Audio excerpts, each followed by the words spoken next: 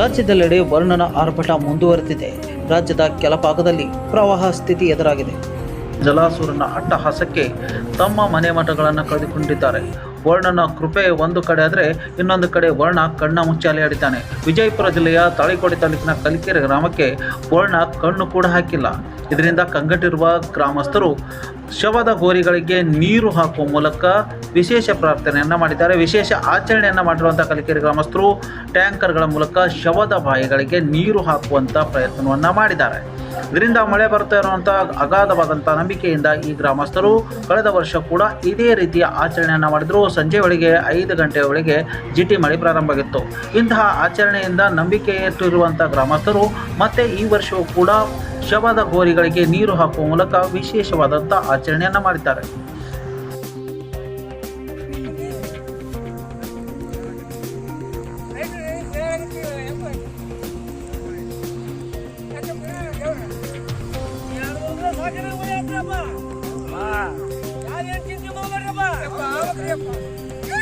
ಕಾಕತಾಳೀಯ ಎಂಬಂತೆ ಸಂಜೆ 5 ಗಂಟೆ ಸುಮಾರಿಗೆ ಸ್ವಲ್ಪ ಪ್ರಮಾಣದ ಮಳೆಯಾಗಿತ್ತು.